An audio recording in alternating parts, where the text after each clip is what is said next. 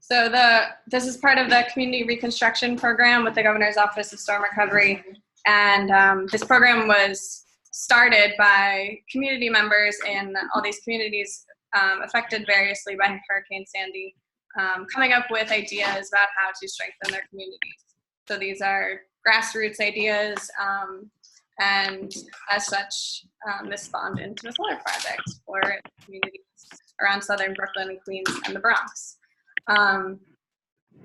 So we're very excited to be working with Solar One and DCAS. And are you from DCAS? Welcome. And thank you, DCAS, for working with us, partnering with nonprofit, city, state. It's great to see that happening. With that, I will pass it over to Denora or somebody else from DCR. On the line. Good afternoon, everybody. My name is Irving Dennis. I'm standing in for Denora Santiago.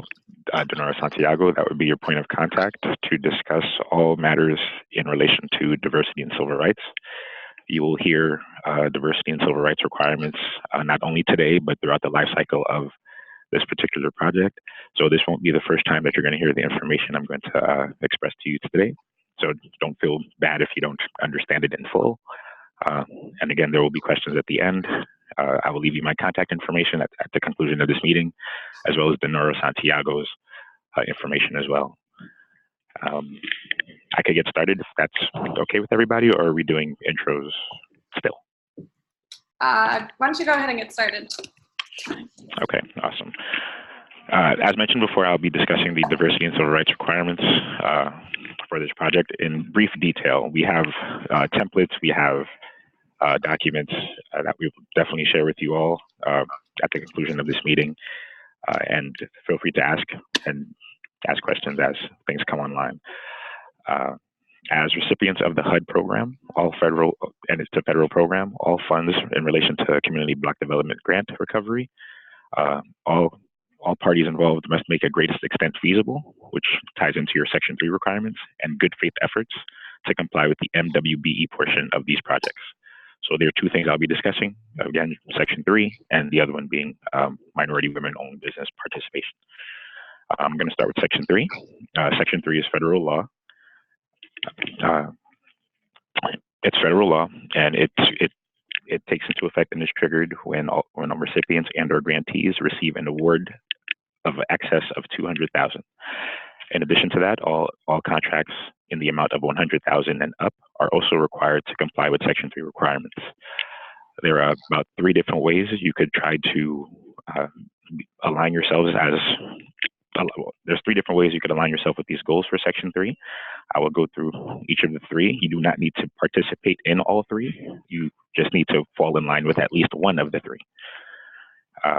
Section 3 is a regulation that ensures employment and other economic opportunities generated by these HUD federal funds to the greatest extent feasible. So whenever you hear GEF, greatest extent feasible, always think Section 3, and that is, again, a law. It's not something you get a waiver for whatsoever. It is to be directed towards low and very low income persons. The documentation of greatest extent feasible is what we're calling, the GEF, to comply with Section 3 regulations. Now, the 3 goals are going to be specific, and I'm going to talk through them slowly. One of the goals that you could try to achieve to attain or be in line with is at least 30% of all new employees hired should be a Section 3 resident. So we do have Section 3 residential forms. You could also find that on HUD.gov for your particular region of where this project is occurring.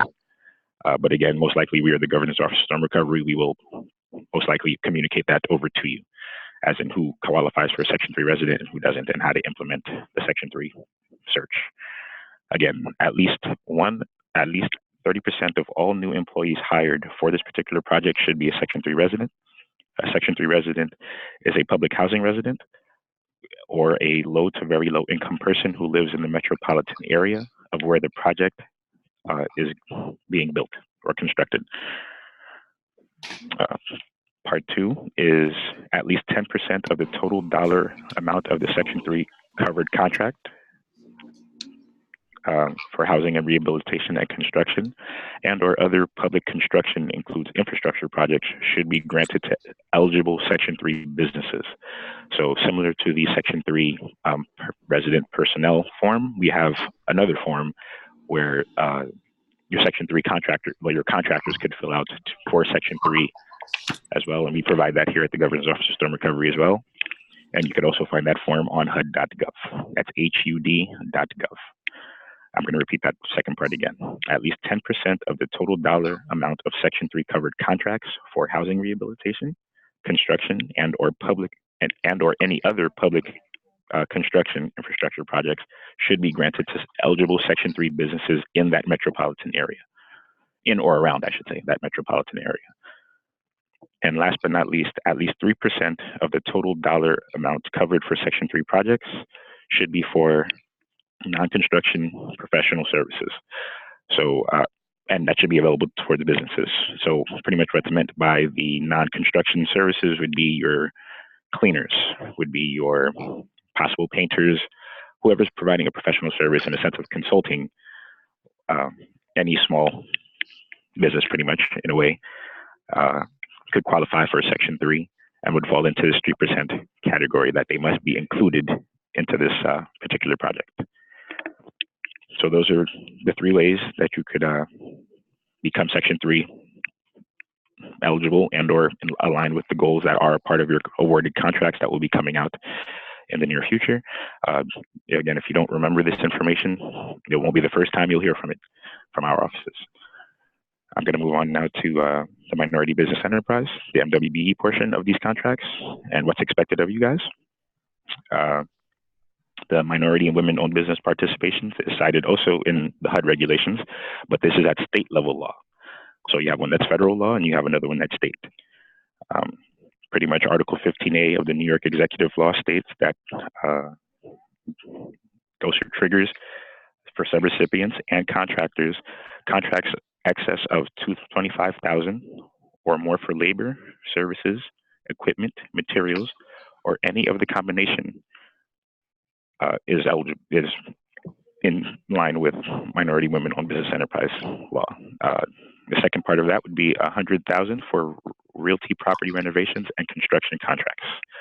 So I just want you to keep that in mind, that any contracts that you award out or any subcontracting that you award out the door, anything in excess of $25,000 or more triggers the minority business enterprise law into effect for your contract.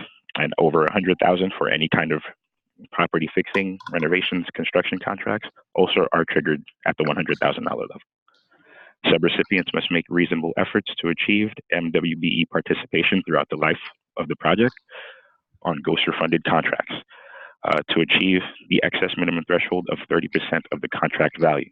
The 30% of the contract value has been split into two thresholds. One being the minority business enterprise is at 15%. The other 15% would be the women business enterprise of the contract. Good faith efforts must be documented in order to comply with MWBE requirements.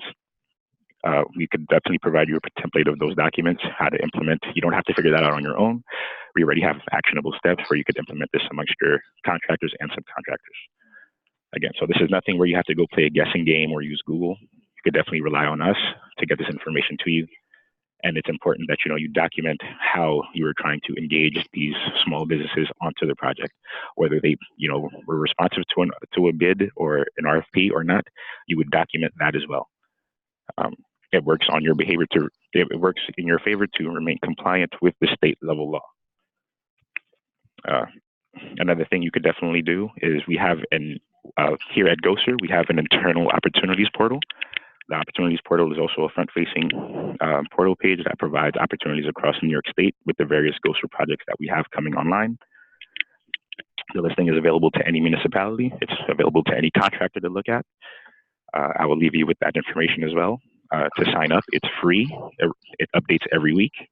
You'll definitely get your bids and RFPs as you're trying to solicit these small businesses. I would suggest you make all your subcontractors or your contractors sign up. It's free, again, and it works into your favor in staying compliant with the MWBE and Section 3 portion of your search for these individuals and individual businesses. Again, I would like to state that depending on the accessibility or the availability in the metropolitan area, let's say there are no actual small businesses that fall into this threshold, or there is a minimal amount, you're going to document that as well. And if you do not make the 15% thresholds for the women business enterprise or the minority business enterprise, you're going to document that, and we'll all, remain on the same page, and you could apply for a waiver for it towards the end of the project.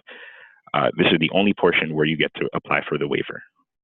It's the minority business enterprise. The federal law, there is no waiver for. You must continue to try to achieve that goal, the three goals, or one of the three goals, I should say, throughout the life cycle of the project. Again, I would like to also state that since it's federal law, it trumps the bargaining agreements, and whatever union rules would be governed around this particular project. I do understand that there may be some challenges in the sense of where to source from and how to source to lower to moderate income individuals. Again, we are GOSR. We could definitely assist with that, but it is a requirement that you have to go do the due diligence of. I cannot stress it enough. Your contractors, your subcontractors will have to literally try to implement as many people and as many businesses as they can onto this particular HUD-funded public project. And that is my small synopsis of what will be expected moving forward. Again, my name is Irving Dennis. Your point of contact on this particular diversity civil rights matter would be Denora Santiago. She is already a part of this email. She's not here today, but be sure to reach out to her if you have any questions, or myself. And thank you. That's what I got. Thank you, Irving. You're quite welcome. Does anyone have any initial questions on that?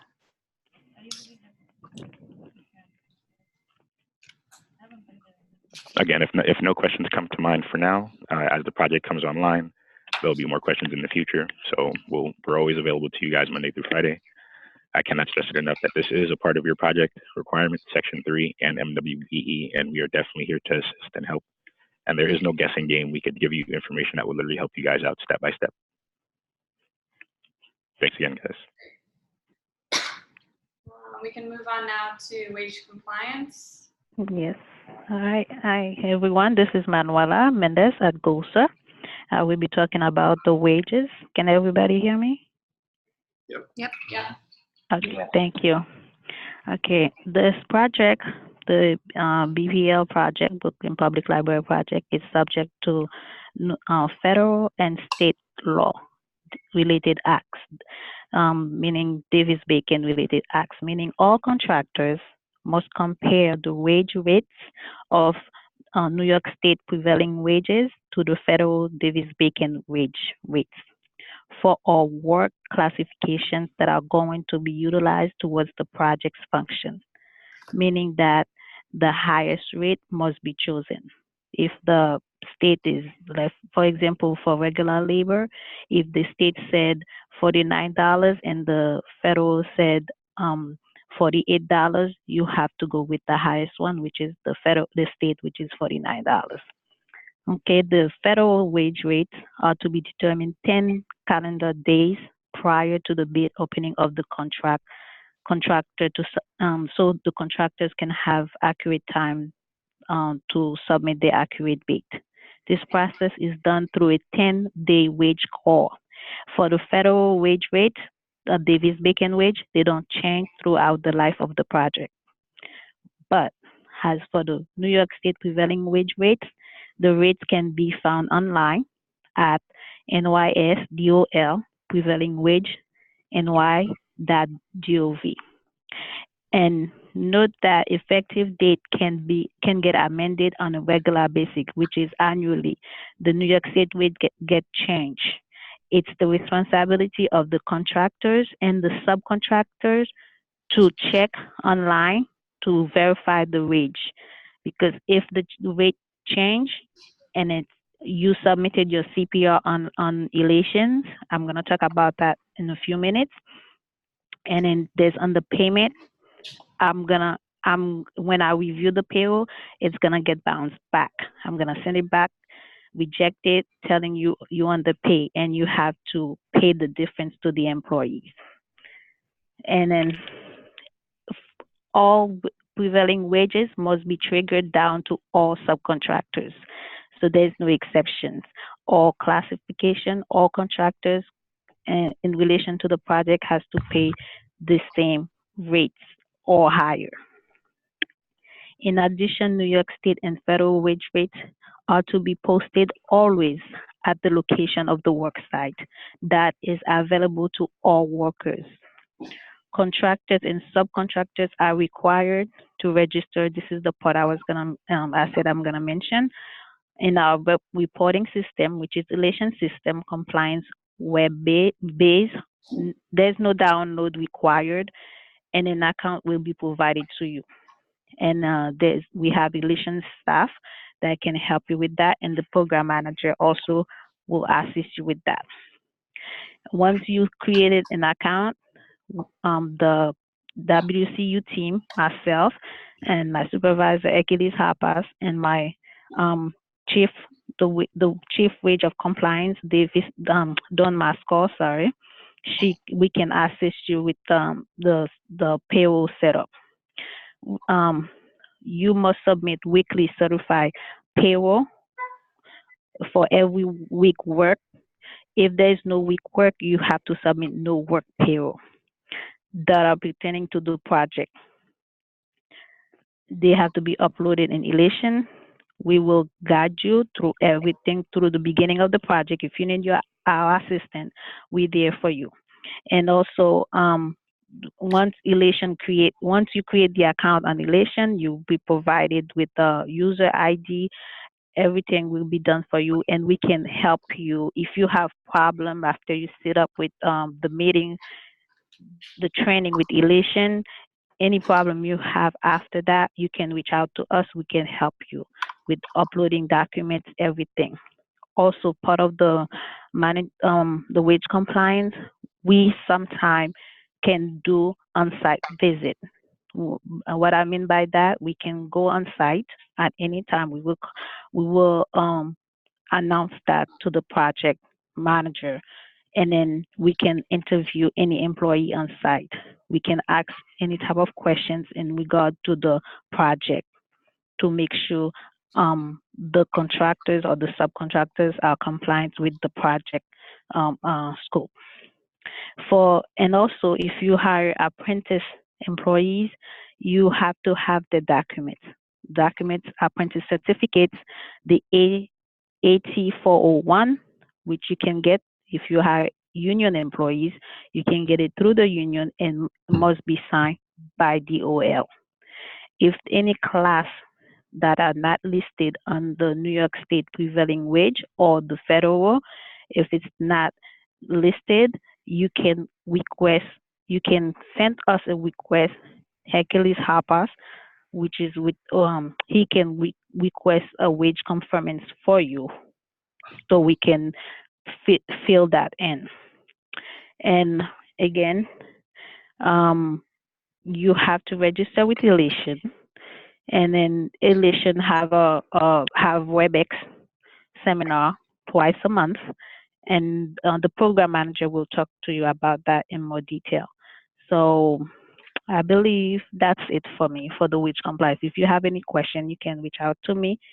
I'm sure you probably don't have any question at the moment, but if any question comes to head in a few seconds, you can reach out to me. I'm here. I can answer any question anytime. Thank you. Thanks, Manuela. You're welcome. And as a reference for everyone on the call, the current wage schedule is in attachment 12, appendix C, where we have the other federal labor standard provisions as well, so that you don't have to look it up online, it's already there. Is anyone else talking about reporting? Yes. Is Kathy or Tremone? I know Tremone, you're on. Yep, sure, I'm here. Good afternoon, guys. So, as Manuela spoke and mentioned about Elation, I'm going to give you some pointers on that and just tell you a little bit more about Elation and what it is and what we do here. So firstly, my name is Tremone Miles. I'm a grant administrator here at GOSR.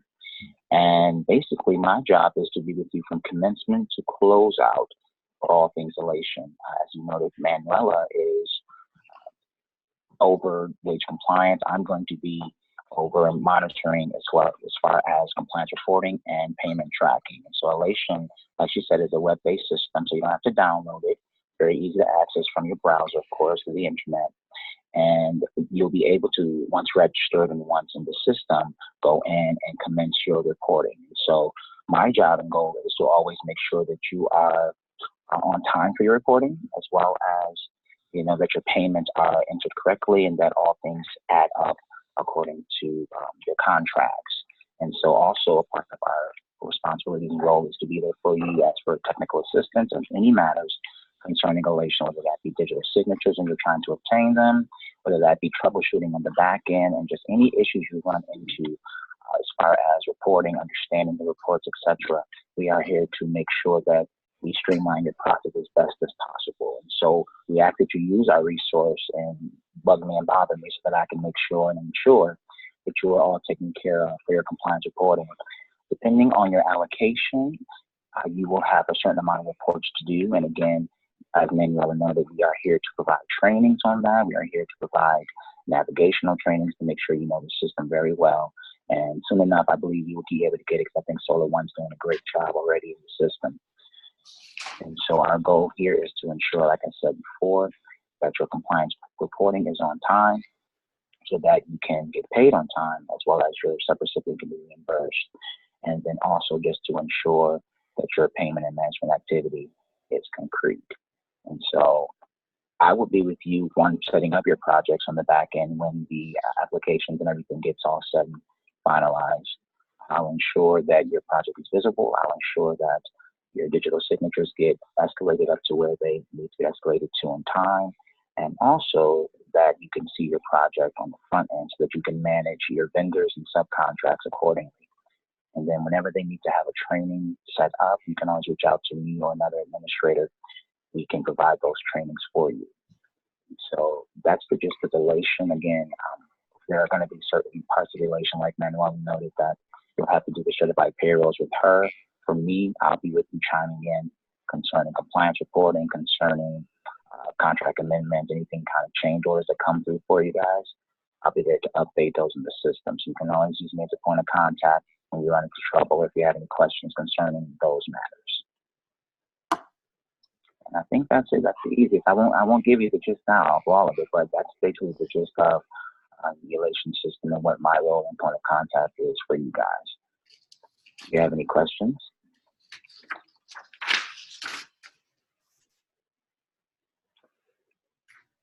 Thank you, Shimon. No problem. And Anna will share our information. I'm sure we'll be in contact going forward for sure. Thank you all. Thank you. Thank you. All right. So now we'll talk about the RFP itself. But before we do that, just wanted to go into a little bit more detail about all of the partners that are involved in the solicitation. So Anna spoke a little bit about the Governor's Office of Storm Recovery. Solar One is a subrecipient to the Governor's Office of Storm Recovery, where we are implementing the program. We've done the pre-development work for all of the sites. We're managing the procurement, and then we'll also be managing the grant administration of the construction side. So we will be paying contractors as they implement these projects. We've been working with Brooklyn Public Library for 3 years now, for a long time in finding sites that would really be great candidates to host these systems. As with all of our other projects, these systems are for backup power only. And a lot of the Brooklyn Public Library branches were really affected by Sandy. So they were a really awesome partner to work with and to continue to work with. We've engaged with the Public Design Commission with them to ensure that our preliminary concept designs are ones that will work and that we can maximize solar and get great backup systems here.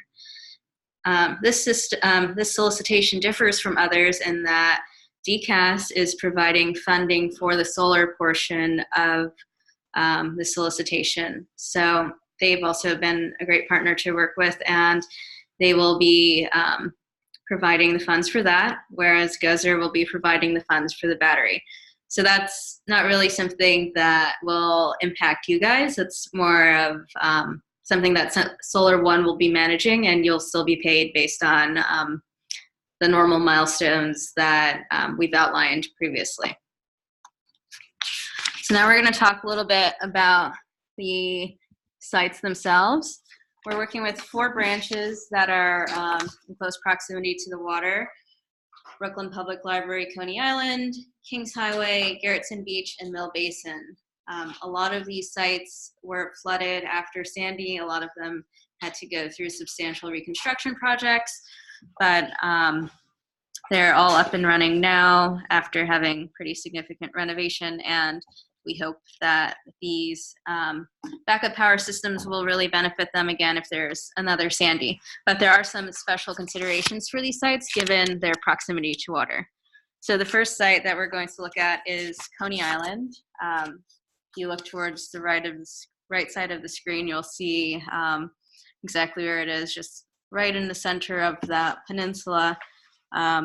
There was a pretty high water mark there for where the floodwaters reached. I think they were out of commission for at least a year, maybe 2. As such, they will probably get flooded again. So we're doing something special here where we are not powering the inside of the building at all. We are going to power some external plug loads. So it's very important for this site to have exterior waterproof outlets that are sited above the flood zone and can also be accessible for public charging. So this building will not be used for shelter. We won't be powering lighting here, but we will be powering basic plug loads for the community to use to power their tools, to power their cell phones, whatever they need to assist in their recovery. This page shows a mock-up of what the systems would look like on the rooftop of this library branch. As it is in a flood zone, everything needs to go on the roof. We have a very small energy storage cabinet going towards the back. This is one of our smaller systems because we'll only be providing power for plug loads, so we don't need a substantial battery here. The PV is designed as a canopy, and that is to do a few things. We chose this design to really maximize the amount of output they would get on their daily electricity savings, since the battery is not going to be useful most of the time, and hopefully not very often, but also so that they can have access to do access underneath the canopy to do roof repairs and other things that they might need, as it is a public building. And again, these are public buildings, so they do go through an approval process with the Public Design Commission, and the Public Design Commission's notes are included in the RFP pretty close to the beginning, but they're okay with the canopy. They had a few comments on making it minimally visible, which I think we do. And this next page shows how visible it is. So it's actually not too visible. This is from the south, just across the street of the building. So visibility isn't all too bad. You can see the HVAC units just as much. So we are in a good position here. The next site that we're going to look at is also very similar to Coney Island in that it is very close to water. This one is actually right on the water. If you look again on the right side of the screen, you'll see that it's right next to a canal. This is the Garrettson Beach branch. It has a really unique construction in that it's not a standard attached row-like building. Don't remember what the technical term is for it.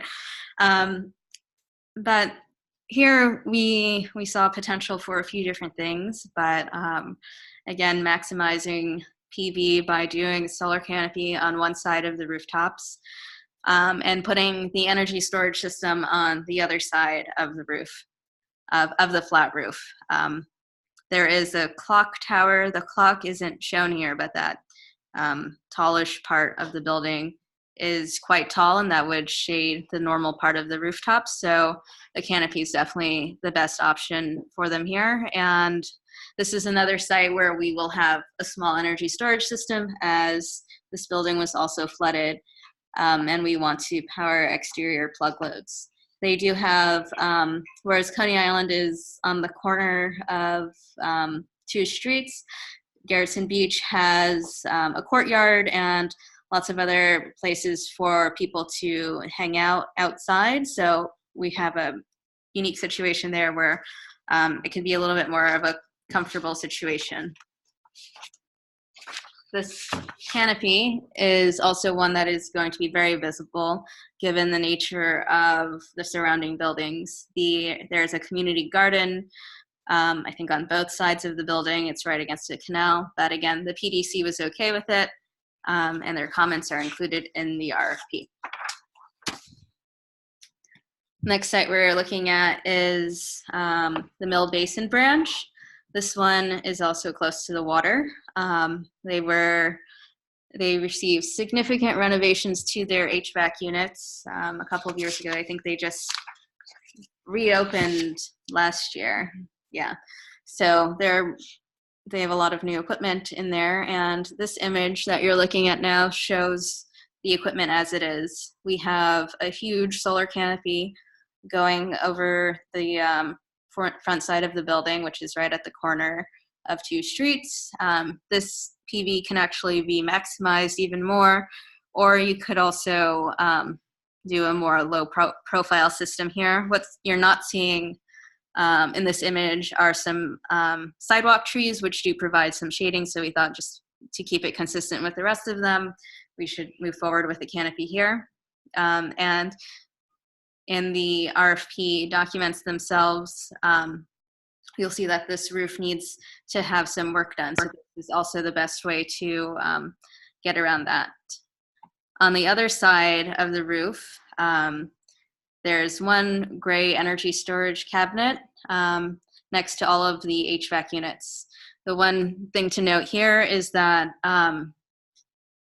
there's a fence that is around the HVAC units, and we'd like to also keep the energy storage units within that fence as well.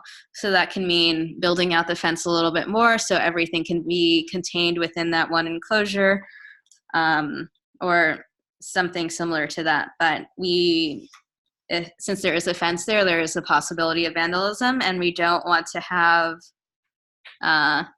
people messing around with very dangerous electrical equipment. So keeping it in the fence is ideal here. You can also cite the battery in other places here, but again, we chose this particular location because of its proximity within the fence, and also to the street next to the building.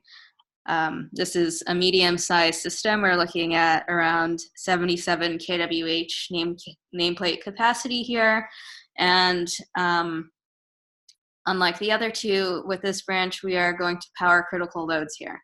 So the critical loads would be lighting, it would be plug loads, some fans, some kitchen equipment. I think we're mostly we've isolated an area within this branch of where we'd want to power. So building a new critical load panel that would have those loads specifically on it is also a part of the scope of this project.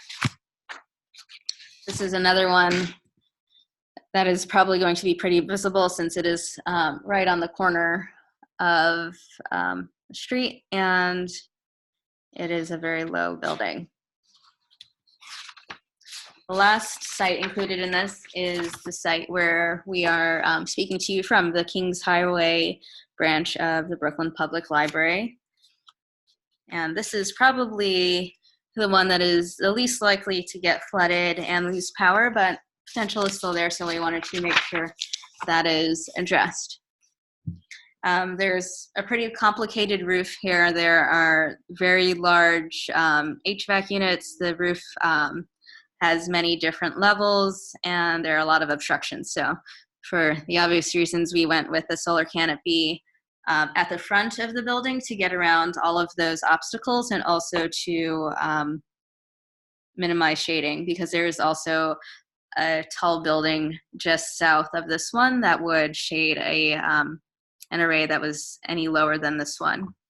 We have the energy storage for this system for the site sited towards the back of the building. There's an alleyway, or I think it's also a parking lot that's accessible, where any additional fire suppression can be run right directly into the cabinet.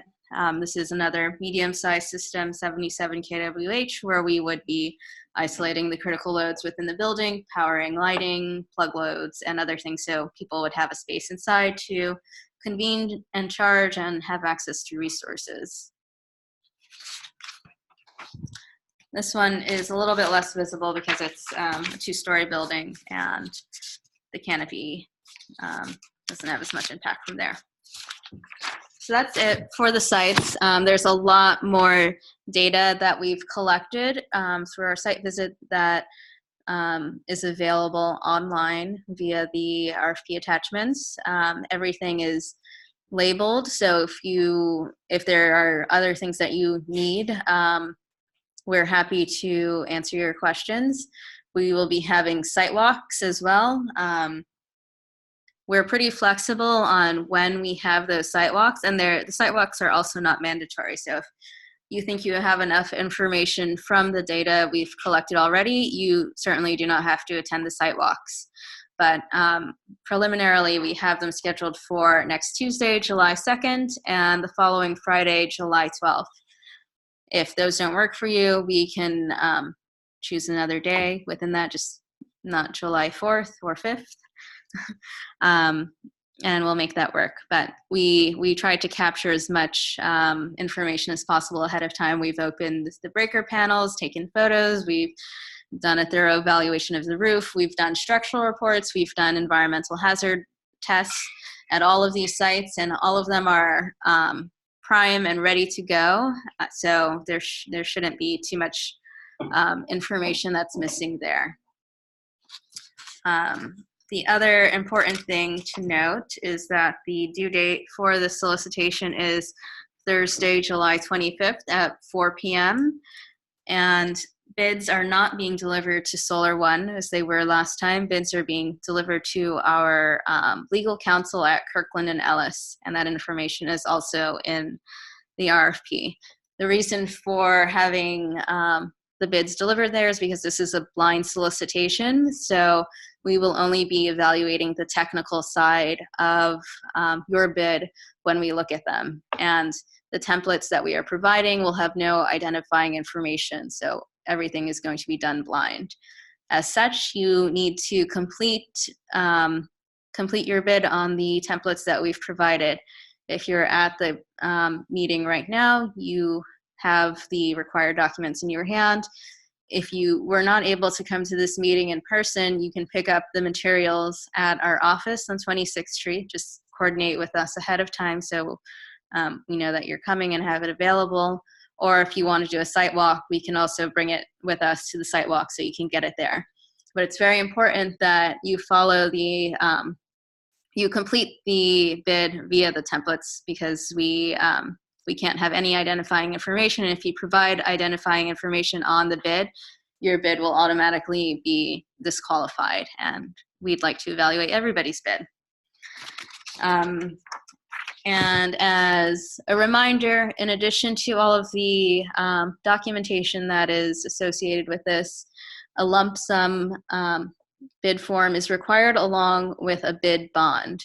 So those will have your identifying information on them, and our legal counsel at Kirkland will hold on to those, and we won't see them until after we do our technical evaluation.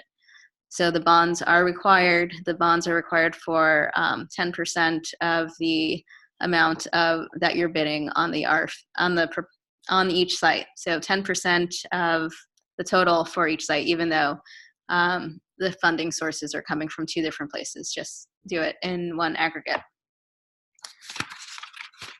And I think that's all I have. If anybody has any questions, we can take them now. I'm going to start with questions in the room, and then we'll go to questions online. Do you have any questions? No, I'm good. Okay. Any questions from the folks who have joined us online?